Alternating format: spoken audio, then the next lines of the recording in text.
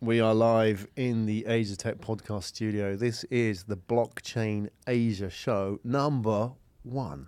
Woohoo! Yeah. And here we are. We're ready to go.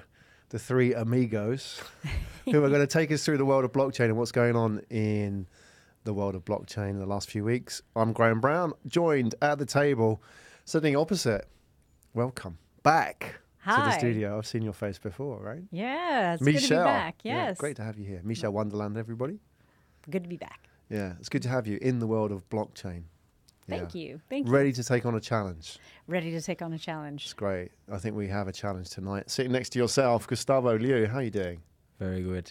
Yeah. Just came back from Vietnam. Yeah. So that was, How it was was that? good. Yeah. It's good. It's good to be back in Singapore. It's raining every day over there. I saw so- your photos out there with Dennis. Oh yeah, we did an event. It Yeah. was quite Ho Chi exciting. Minh. Yeah. I was What's just the updating Michelle The actually. Yeah. vibe like out there. It's really good. We Yeah. work with startups over there, and so we're looking for investors as well. And it's a up and growing ecosystem. It's a hustling one as well, isn't it? There's a Well, real sense of hustle in Vietnam. Oh yeah, especially with language barriers. Mm. Yeah. I like But there's a lot of English speakers. It's just that it's tougher as you get out of the capital. Yeah. Good. Well, welcome back. And you were just in China. Shanghai. Yeah. Shanghai and Hangzhou. Hangzhou. Yeah, so Yeah. I've never been to Hangzhou. it's it's a beautiful place, and I was there during perfect weather. So Yeah. it wasn't too high. It was like 75 degrees, which is 25. Oh, don't tell me that. Oh, It was it's raining every beautiful. day. It did rain in Shanghai a few days, so Right. thunder showers too, Yeah. which was different for me. Yeah. Public transport was Yeah, the way to yeah. go. Awesome. Yeah. And Hangzhou, is that the headquarters of Alibaba? Yep. Yeah, Yeah. and a lot of there's a tech scene out there as well. Yeah. Yeah. And what is it like? I mean, just interestingly, for a outsider to Asia to go to Hangzhou, will they be shocked by what's going on there, or is it still sort of very Asian? I think it is very Asian. It's very Chinese, but I think that in the year and a half that I've gone a few times, half a dozen times, it really depends on where you go because it's a huge place. Yeah. So it's like a breath of fresh air literally from Shanghai, Yeah. but it also it's not as international feeling. But there are the pockets of, where there are a lot more of an international community. One thing that I found that was really interesting is just walking around and everyone's healthy unless, no one's smoking, unless maybe it was What's just going where on? I was Really? at Yeah. in China. I know. It In was quite China, nice. like everybody. So But it Wow. was really nice. But I have to admit, being around the Westlake area, which is where all the greenery, the parks are beautiful, and so that might have been also a reason why you've got your hire bikes that you pick up and just go, and which is nice because there's a lot of traffic there. Hangzhou is a very vibrant community, has very vibrant business community for a lot of the early entrants for business that we're trying to build sort of manufacturing products and stuff. So a lot of the Taiwanese businessmen, they actually went through like places like Shenzhen, Hangzhou, those kind of places. Is it geographically closer to Taiwan? Or is it jumping off I just point? think it's like strategically, Oh, yeah. it's just where the business, when one group goes in there and they just kind of draw everybody else there and you get the support, so it's easier to break. As opposed if you went all the way to the other side of China, right? Like it would be a lot more difficult. Yeah. Good. Well, I imagine China's going to come up quite a bit in our discussions Yes. in these shows. So let's keep the focus on Asia, kicking off with blockchain. We're going to open up this South China Morning Post article. This is really interesting. This came out this week. This is my one, so I'm going to kick off today. This is an article, South China Morning Post, which headline, if you're not watching the video and you're listening on audio, Singapore Central Bank calls blockchain fundamental tech to change financial services. And there's some data in here that they said there's 57 blockchain projects in Singapore have raised a total of $500 million US. So what would that be, about 10 million each, through ICOs. So I don't know if that is real money or not, but that's another controversial point, but we'll find out about that in a minute. But it's interesting that, Singapore, obviously a lot of our conversation, is going to link back to China at some point. Singapore is an interesting prospect that we have, a very proactive regulatory body here. MAS is very long on blockchain, seems to be supporting it, which is great. Thoughts on this article, thoughts on what's going on. I mean, what you see in Singapore, you're both based in Singapore. What is the blockchain vibe like right here? And having been traveling around quite a bit recently, how would you compare it to other places in Asia and also the rest of the world? I'm going to kick off, Gustavo. Should I kick off? Yeah, please So go for it. what is worthwhile noting is that when you talk about blockchain, you've got two spaces, right? You've got the crypto, which is mainly an avenue used for sort of transactions as well as fundraising. And then you've got the blockchain technology that is usually used for the underlying sort of whether you're looking at security or you're looking for traceability or sort of the distributed ledger. And so when we're looking at from somebody who has worked in the financial industry for over a decade, I would say that is probably one of the toughest industry to try to disrupt, and that I think that was one of the biggest pushback that blockchain as a currency, as a technology have faced the most challenging part. Whereas you talk about using blockchain for traceability purposes, or if you're using it for keeping records on the whole World Wide Web, that is something that is being applied. Now, when it comes to, I think the devil is on the details about where do the financial, how much do the financial institutions are really willing to open up?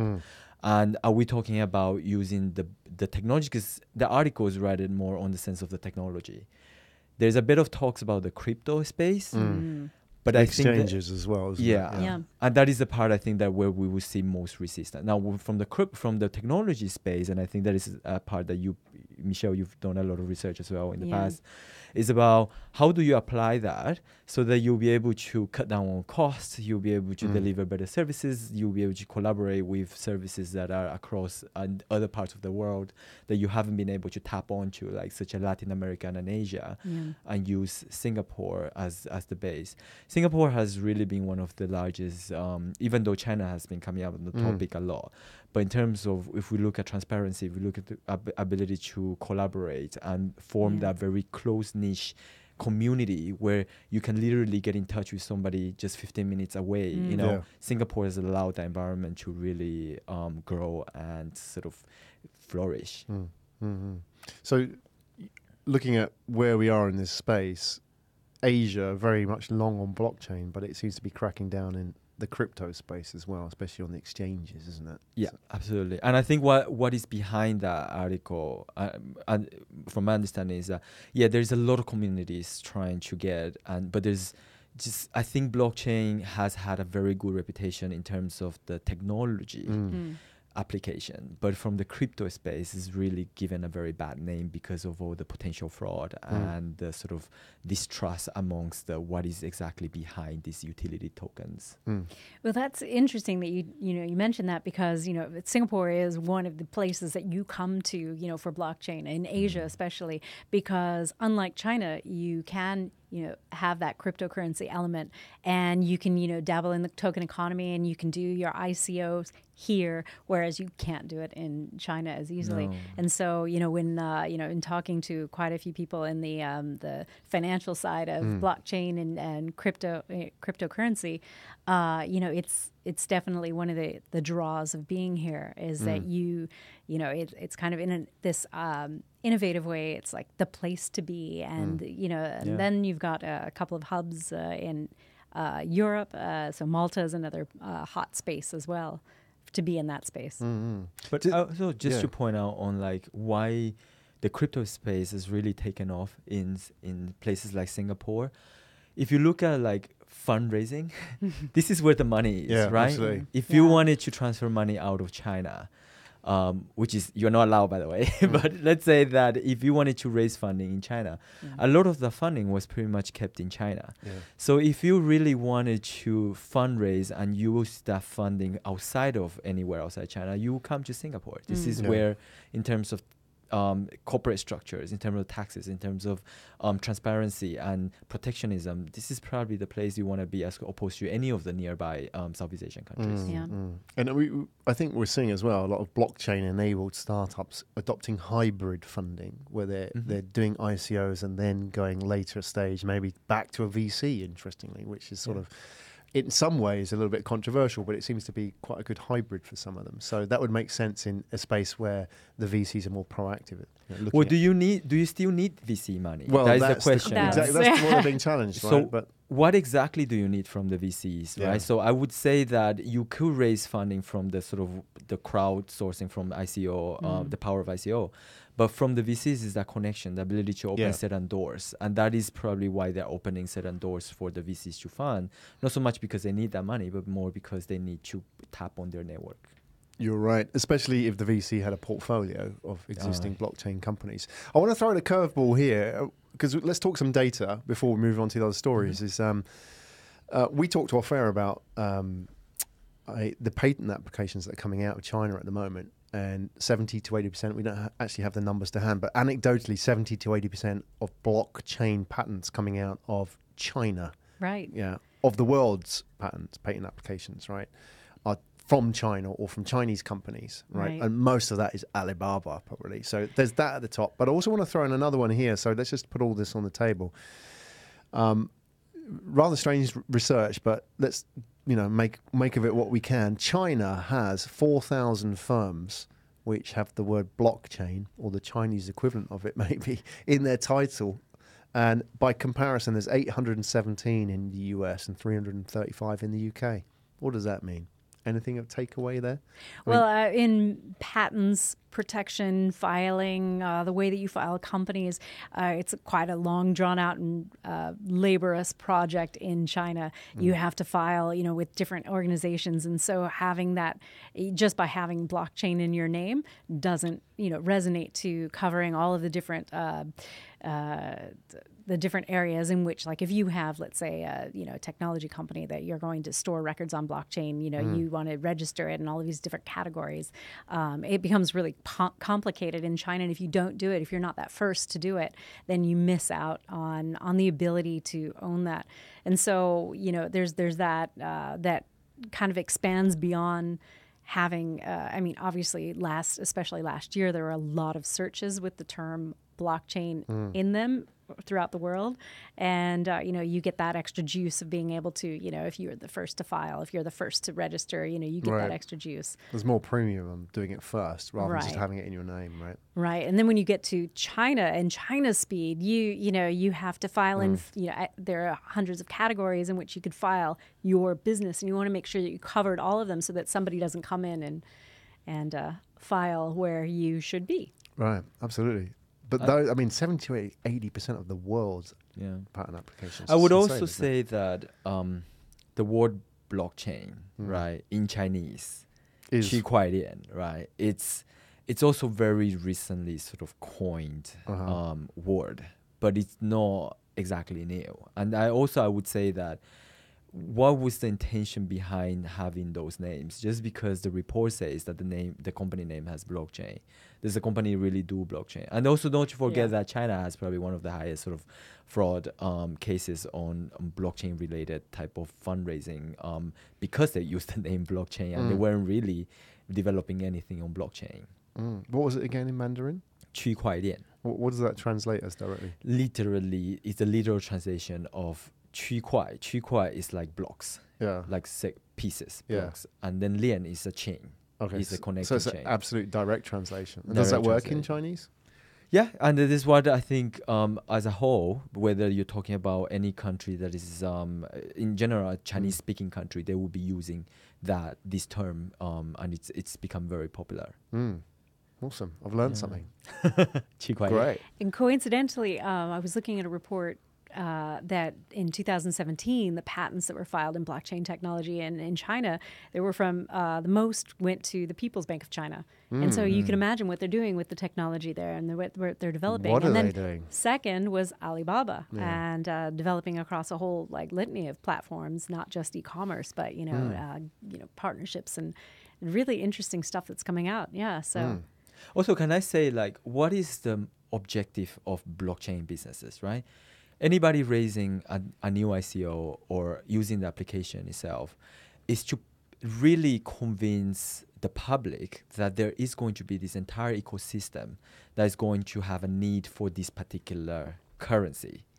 And so if you look at all the economies around the world, you probably won't be able to get anything that is as close to perfection to Chinese economy, where everything is closed and all the companies within the ecosystem have to really collaborate. That's why we've seen companies like Tencent, Alibaba, all of that, they've really come and collaborated in no other form that companies outside of China have really collaborated.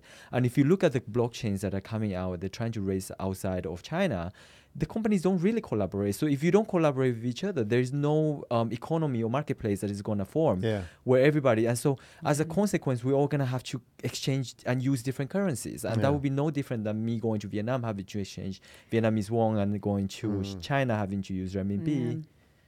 Right. I think that is the ecosystem. The environment, the ecosystem allows that kind of economy to flourish. Yeah, well, we've seen that parallels of that. If you go way back to the 80s and the manufacturing of electronics and how Japan dominated the world through a similar kind of process, which is this consensus-based ecosystem, slightly protectionist, but at the end of the day, it worked because everybody had to work together. You couldn't have just one person make everything on their own. You had to have this kind of collaboration of all these different parts, right? And that worked. And China is sort of having that kind of impact in the internet space and blockchain where everybody kind of has to pull together and make this happen. That's what's so fascinating about, the ideology of blockchain technology is that you have this, this decentralized network, where you put this information and it's categorized and you can't, you can't change it. And everyone has to agree if you want to make you have to keep adding, the within the blocks. And, if you think about that, and if you think about like ideologically in perfect societies, that would exist where we're all in it together and we're all, it's a series of checks and balances where we're all, held accountable to each other. Can I take us in a little bit of a historical situation where if you absolutely. look at George Orwell's book on 1984, right? I wonder about politics. So 1984 essentially talks about how everything, and it's essentially the ideology of what would be in a world where we are all being watched to a certain degree, but also at the same time, everything that you do, right, would have to be cleared by this central party, which is the big brother. In the blockchain space, you want to essentially remove that centralized big brother party. And one particular area that is very often neglected and very little discussed are the crypto miners. Now, the miners are the ones that collectively they are authenticating all of these transactions. If you read the Ethereum white paper, this is essentially, and even Bitcoin, when Satoshi wrote that white paper, it was talking about that at no point in time that more than 51% of the ledger would be able to authenticate. Well, it will be able to overrule. So if a hacker comes over to the World Wide Web, they will not be able to overwrite the more than 51% of the entire sort of network, and so it's kind of giving back all the miners, what they call is the community, the power, so that they will be able to authenticate these transactions. So coming back to today, modern era of blockchain, I do think that there are instances, it's not bulletproof. There are instances where there have been hacks. I mean, look at DAO, right? That instance was a complete disaster where 153 million or something like that was raised overnight, and then 43 was just outflowed because of a Russian hacker managed to get in there. But again, the number, the head count of how many times it's been hacked is still lesser than our traditional system where everything is being sort of centralized. Well, let's put that into the context of the next story, because we're talking about blockchain and e-commerce, which is effectively everything these days. This is a story that you flagged up, Michelle. Yeah. Global Sign. So the 4 ways blockchain will redefine e-commerce. Take it away. Why do we need to know this? Well, now this isn't a new article. So, I purposely went in and was looking at, some articles where you could grow, and talk about, this is a very basic article. And, you can see, because right now, or not, I shouldn't say right now, but you think of e-commerce, you think also with payments, you think of supply chain, you think of logistics, you think of all of these areas where it's fallible. And in e-commerce, as an e-commerce, let's say company or a seller on e-commerce, you want to be able to give that messaging of trust, and you want to have those transactions to be able, to be a good experience for both buyer and seller. And so, by applying blockchain technology within this entire, let's say, journey of e-commerce, from somebody who comes in to search, to buy, to transact, to ship, and to fulfill, it makes so much sense on where, how to apply blockchain technology. And, it's surprising that some larger firms larger e-commerce companies are not necessarily doing that.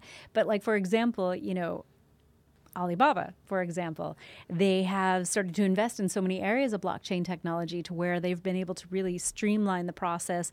You give that trust, by having, by powering a lot of the e-commerce journey on this technology.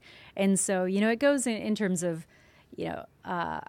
payments, but more in supply chain and being able to, trust your source and know that you're going to get from one point to the other. And Alibaba's, also, able to work within that technology to not just within the borders of China, but you're doing it cross-border as well. And, in these other areas, so within the supply chain, being able to put all of these records and, to have them there, information. It can still, very private information, but it still exists on the blockchain. And being able to fulfill orders, even, being able to track different things with certain QR codes, and you can see, all of that. And it's technology, and it all seems very logical, but because it's being powered by blockchain technology, it's completely decentralized. No one, one person has dominance over another, and it's kind of nice. So e-commerce is something that I've been watching for many years. And this is back when in the early 2000s, right, where there were surveys back in the 90s saying with the introduction of the internet, which are the industries that are least likely to be disrupted. And one of the top ones were retail. I mean, how can you possibly replace something that needs a brick and mortar? It needs a salesperson, a relationship manager, something that people like to see and feel. And then look at just a matter of a couple of years, the entire sort of retail brick and mortar space was completely dominated by e-commerce. And so I've always said and advocated that the internet is your new supply chain, which essentially you don't need to you don't have to set up a whole new sort of chain of processing, of producing something in somewhere that is physically in a particular country. You can source from different places. Now, blockchain has kind of taken that literally onto a whole new level. And now we're not just looking at using the internet, right? Just because if you look at e-commerce, it's probably the last couple of steps of completing the product cycle before it reaches to the customer. Now, when you have internet that does all of that and you embed on top the technology of blockchain where you can see where the product has been made, where they have been, who has handled it, and where has it ended, and how would it be arrived? Will your payment be fulfilled? How do you trust that? So there are a couple topics here. And then the very end, once you get to the transaction, you have to trust the payment system. You have to see whether this is going to be done enough and the cost, does that make sense? Right. So all of that is sort of embedded together and kind of lumped together onto different aspects of blockchain where I think it's extremely applicable for e-commerce purposes. Yeah, because it's a blockchain could have been, thought of to disrupt e-commerce, the larger e-commerce companies. But by having a large e-commerce company embrace that technology to be able to make it such a great experience for buyers and sellers, everyone within the chain, it's it makes a whole lot of sense rather than being afraid of the technology and not embracing it. Let me take it back, right? So now we've seen retail go to internet and going to blockchain. But then you mentioned Alibaba. So then Alibaba is clearly one of the examples where, I don't know if you saw that YouTube video where Ma Yun, Jack Ma announced that they're going to open a brick and mortar supermarket. Right. And then everybody walked in there and literally just scanned their phone onto this the heifer king. supermarket. like the king Yeah. Alaska king crab, right? And then it would be able to tell you the history, like of where this Alaska king was produced and where, Yep. and it was all came out because of that the early years of Chinese food contaminated produce on the milk and powder issue that happened various In years back. 2008. So now it's sort of going back from internet to brick and mortar. Yeah, there's no distinction though, really, at the end of the day, is there? I mean, do we see a future if we go? I'll take it even further back. Yeah. I mean, look at the industrial age where disruption happened at the end of the 19th century. When you have, for example, in the States, you have those conglomerates, Standard Oil, as an example, and General Electric ended up doing everything from the moment which they got the oil out of the ground, Standard Oil, to delivering it to the final point. So they created that value chain. And when you look at what, for example, was happening here in Asia right now, Alibaba, you got Tencent, Grab, which are a taxi company now, have their own payment system. So it's all happening, isn't it? They're all building their own ecosystems. Where does blockchain come into that? What does it mean to them? It means more than just having a token or a payment. It means enabling all of that. Will they at some point turn around and say, actually, we like blockchain version 1.0, but we're going to make version 2 and it's going to be ours because we need that. We need to build on what was the initial project started by all these different developers, but we need to make it for us because we're creating this great big ecosystem like a Standard Oil and we're going to own it. And you have exactly that. You have all these different parts, right? They're all issuing their own currencies. And how different is that from everybody issuing their own reward system? It's like... Yeah, exactly. Yeah. I mean, you could think about it like that. Fair enough. Do you need blockchain? Do you need crypto, right? Well, when you think of it as currency, I mean, currency can be so many different things. It goes the history of currency. You had a rock, you made salt. It's all these things that you would be able to trade. And then you have gold, and then from the gold standards, it went into like paper money and then digital money now. Exactly. Right? And so, I think that like loyalty programs are one of these really interesting things when I think about. I was filling out something about like what types of cryptocurrency can you think of, and I was not a rewards program. Wow, there you go. Chris Flyer miles. Miles. You think that's where it's going? You mean where the not rewards? Blockchain, but crypto? Well, the frustrating part is that we are literally watching all of this happening, and they are all collaborating with each other. Exactly. But if you want to have the most widely available, the whole concept of what Bitcoin was born on the back of was you wanted this one thing that everybody would trust and everybody would do. Now, if every company started creating their own little rewards program, sort of inverted comma, right? Like then we would still be I will still be holding on my Chris Flyer miles card, and I won't be able to use that in 7-Eleven. I will only be able to redeem for air miles. I won't be able to buy Coke with it. Yeah. So, but if you look at how that's played out in the history of humanity, for example, in economics, you've had lots of different nation states create their own currencies. That's what they do. They mint currencies. And then it takes like the Roman Empire to come and dominate everybody and issue, the lingua franca, like the pound, which was the Libra. Love it. Right? That's so what let's happened. go there, right? So that's what you need. You need an Alibaba to come and just dominate and say, there you go. There's your currency. Yeah. There's your Bitcoin. So I love this because then you've got the Eurozone. Right. Okay. Okay. Well, is that the right way to go with this? But let's explore that. Yeah. So you've got Eurozone. You've got all these different groups. You've got OPEC coming together. You've got Mercosur from Latin America. You've got Asia coming together as a trading zone. And then you've got the Eurozone that's taken a whole different stream and said, okay, right, let's all go and use the euro. Now, it's not very long ago before we're looking at the peak size or that we're looking at some of the sort of financial contagion effects of why that has caused different effects into the economy, where countries like Germany has rose to power, and then countries like healthy economies before the sort of the merge, right, like Spain and Greece, and suddenly became to almost to a brink of collapse. So is there a right formula? We don't know. Nobody knows whether there is. I think Europe is trying to form its own. Is the American economy doing well? Is China economy doing, is it the perfect model? There's no one particular model. But I would say that how do we apply to the crypto space? it will still take a lot of years. I mean, we've gone through centuries and we still haven't gotten it right. Imagine this thing that just got born 10 years ago. Yeah, there are hundreds of virtual or cryptocurrencies out there that are being exchanged. And then it's like, well, which one? And they all have different, if you compare like the main ones, Bitcoin, the one with the best design. And the better color. Doge.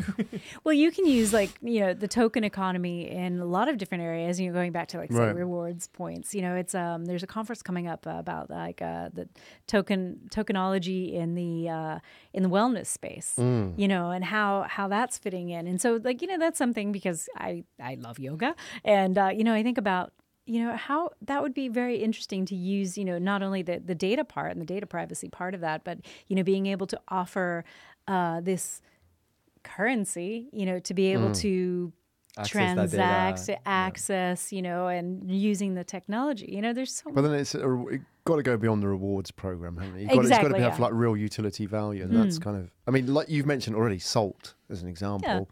That's where the word salary comes from. Funny enough. There you go. Oh, well, there you go. There you go. So I've taught you something. You taught me Chinese blockchain. Yeah.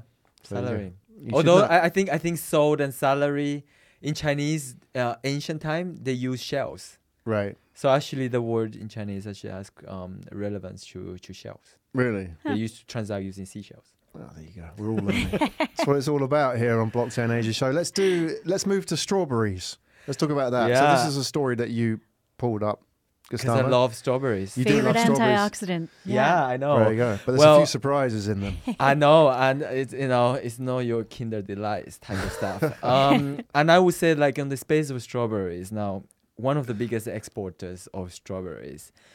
There's a lot of exporters in Australia, and Australia is probably one of the largest exporters, and they are very proud, and they ought to be, right? Because a lot of they go to great length to ensuring the quality and the sort of safety of the food that is not contaminated, is not being sort of tapped on, and so a lot of importers, especially from China, in places where they worry about contamination and the quality and all of that, the origin, they place so much trust on countries like New Zealand, Australia. And funny enough, earlier this month, they found out that strawberries from Australia contain pin needles. Somebody has maliciously inserted pin needles. There were a lot of theories. Initially, everybody thought, could it be a disgruntled sort of farmer employee that got fired, and so they inserted the pin? And then how did that sort of, when the story went out, how did a lot of the copycats started to come and join this entire thing? And so from this point of view, let's look at all the different stakeholders that this particular news has impacted. Now, when we look at strawberries, we think, well, strawberries are now being hurt, right?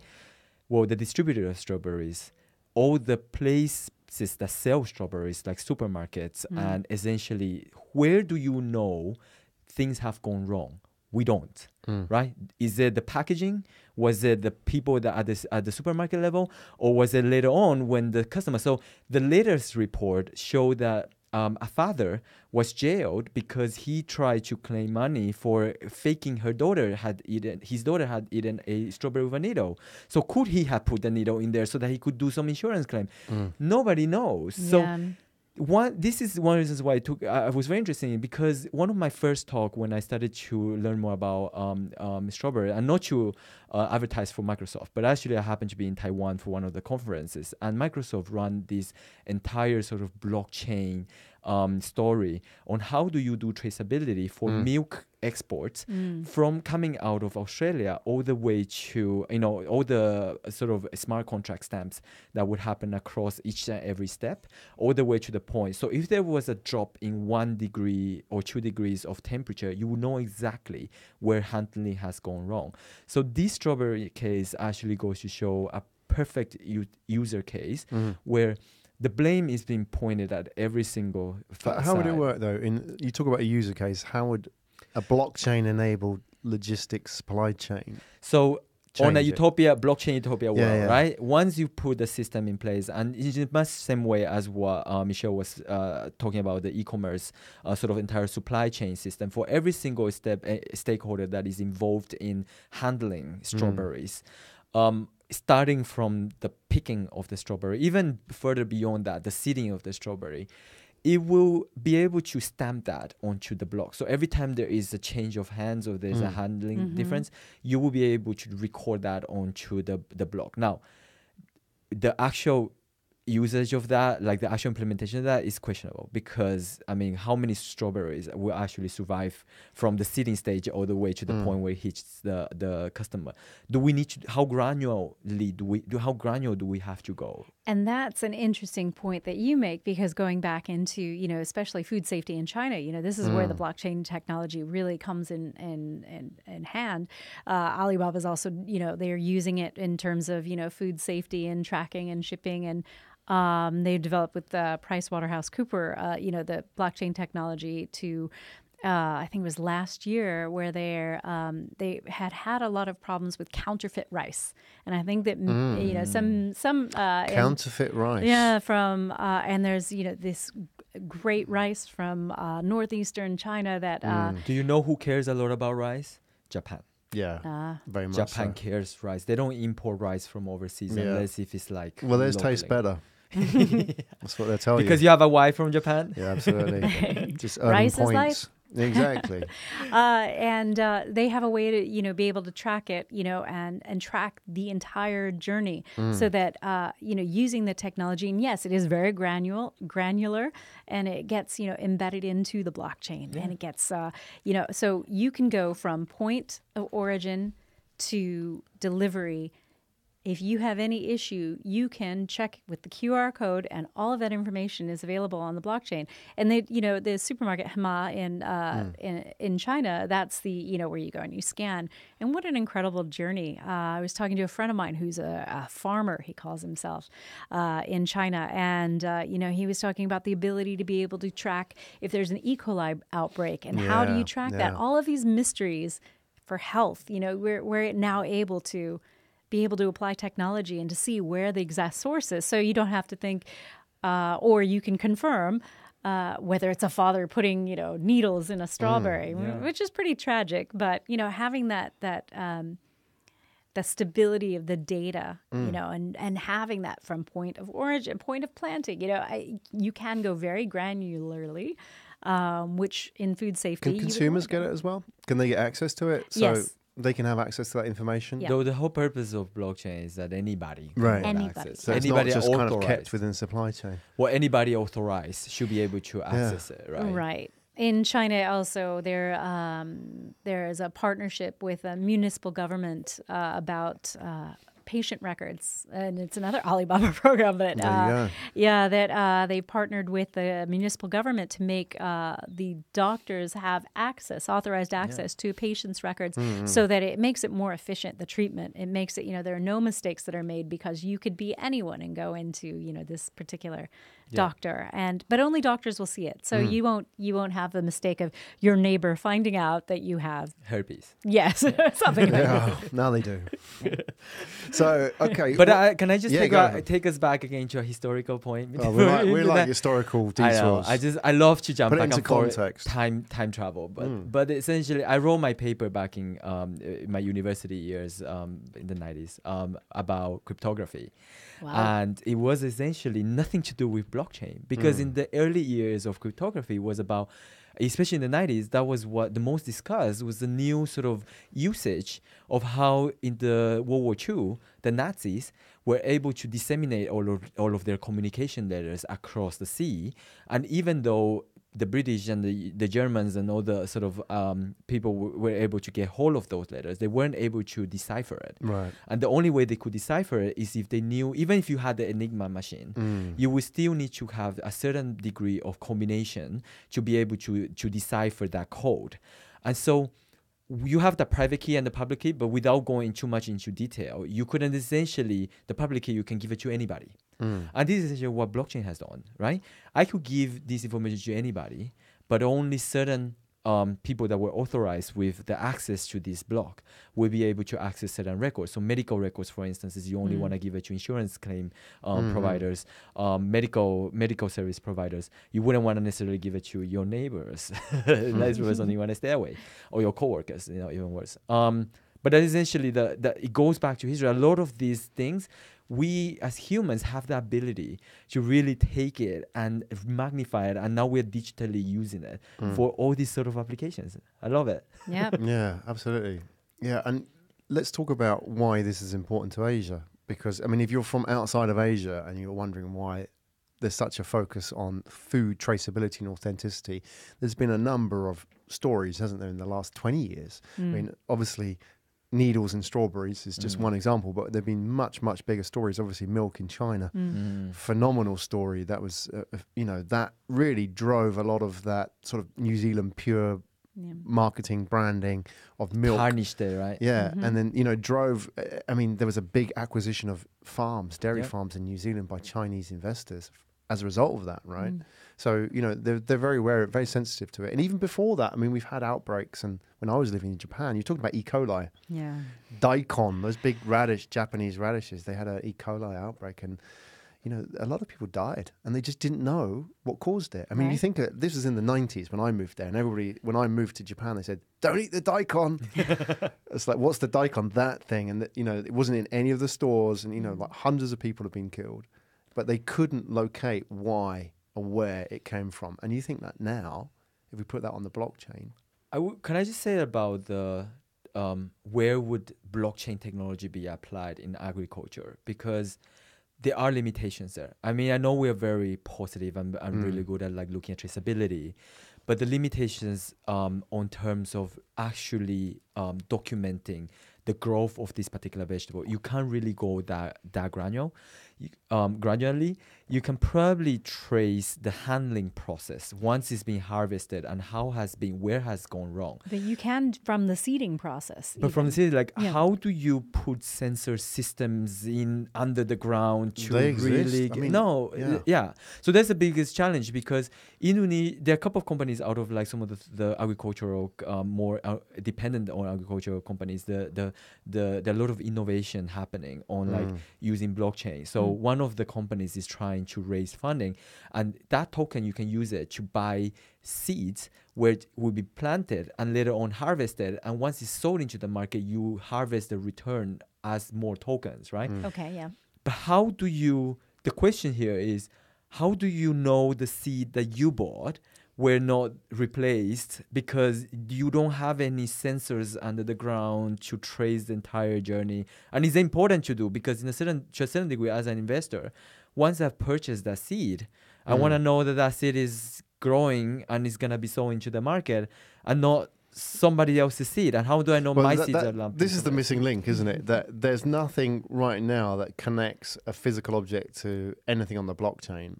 Well, it's an IoT thing, right? You need But that's where you sort of the next step of like some nano chip that's so small, molecular size, and it goes into a seed, and it's like an RFID chip that has a blockchain identifier. Who's to say that's not possible? Well, there you go, Michelle. Put us in our place. That's the sky can be the limit. Yeah. And there's a lot of projects. So we work with some of the universities, and they do work on a lot of sort of nano chip that have been reduced. So satellites, you look at satellites, and we have that image of satellites like big machines sort of floating around creating space junk, right? But then now that they're creating very small chips that are the servers, and they can be launched into the universe, and they essentially would serve like a satellite. They're called nano satellites, and essentially they create lesser waste junk. Like a space junk. Space junk. So that in itself, it's who should say, if they can do that for something that used to be so big, can we not create sensors that are so minuscule that will be able to trace bean sprouts? Yeah, we'd like to hear if somebody's doing it. They know what to do. If they want to make contact, obviously, if they're watching on YouTube, they can comment in the comment box. If you're watching on LinkedIn, then you can do likewise. We'll put your Twitter handles or whatever it is that you use to communicate with the world out there on the show notes. And I mean, if you find stories as well, obviously our hosts are going to work really hard to dig up the best stories every week. And if you find stories, if you're listening on audio, if you are watching on YouTube, you find the stories, the easiest way to do this is to go to LinkedIn and to tag in the hosts, our wonderful hosts here, Gustavo Liu and Michelle Wonderland. Tag them, tag in Blockchain Asia Show as well. That will reach us, or, you know, at Blockchain Asia Show is another way of getting us on LinkedIn. We'll pick it up. We'll get those stories, and the best ones will feature on the show as well. The We'll best give ones. only the best ones. Only the best. Yeah. It's been a pleasure having Michelle on the show. Oh, thanks. It's been really good. I'm getting to know you too, and hearing about, because like that's the part that, you know, the cryptocurrency, that virtual currency, the fintech part is, you know, something that is, you know, not something I'm looking at as much. I look more at that technology and how the finance part. Yeah. A lot of people think that the finance part is the driest part. But the it's most actually, lucrative, right? It's actually been the one that is the most disrupted one, right? Because financial institutions have sort of dominated the economy for such a great extent. But we'll definitely be covering a lot of that, and we hope to bring more guests that are going to be sort of already building things on blockchain and all these different applications. Some crazy stuff as well. Watch this space. Hey, great. I really liked the input on show number 1. And we'd like to know what other people think as well. So give us your feedback through the channels. Give us your feedback. Yeah, we'd like to know. And so with that, this is Blockchain Asia Show number 1. I and my guests here, Gustavo and Michelle, and obviously our engineer here, Barrett, who's been, you know, slaving away in the background, off camera, doing a great job, putting this show together. We're signing off. So thank you very much, everybody. Thank know what to do. you. We'll see you next week. See you next week. See you.